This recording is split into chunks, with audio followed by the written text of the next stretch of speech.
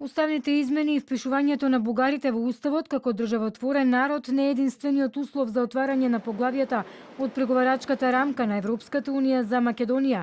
Ова во интервју за бугарски медиум го кажа бугарскиот министер за надворешни работи Георг Ѓоргиев. Ова предупредување, како што истакнува Ѓоргиев, е во случај и да се случат уставни измени. Постои можност потоа да се јават и останатите услови од европскиот консензус. Кога можем да го очакваме?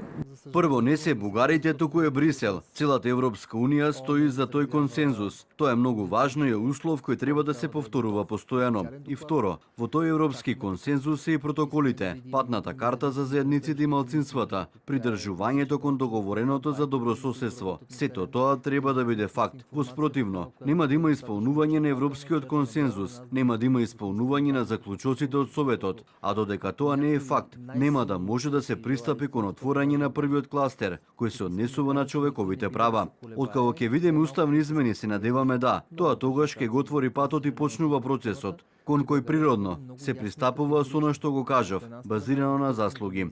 Државата која е кандидатка за член на Европската унија треба да ги исполнува условите кои самата унија ги поставува. И во тоа нема никакво отворено меѓудржавно прашање, туку напротив, тоа се однесува на процесот на присоединување.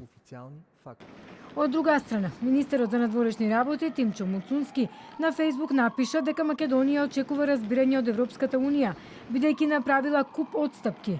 Министерот на неформална средба со комесарката за проширување на Европската унија Марта Кос во Луксембург разговарал за актуелниот статус на македонското ЕУ досие, заемната посветеност за надминување на предизвиците и неопходноста од забрзување на евроинтегративниот процес. На средбата заеднички ја потврдивме посветеноста на владата кон реформската агенда и целосната усогласеност на државата со заедничката надворешна и безбедносна политика на Унијата, што дополнително ја потврдува нашата стратешка ориентација и трасира кредибилен и веродостоен пат кон полноправно членство во Европската Унија. При тоа, уште еднаш ја нагласивме неопходноста од што поскоро започнување на преговорите со Унијата.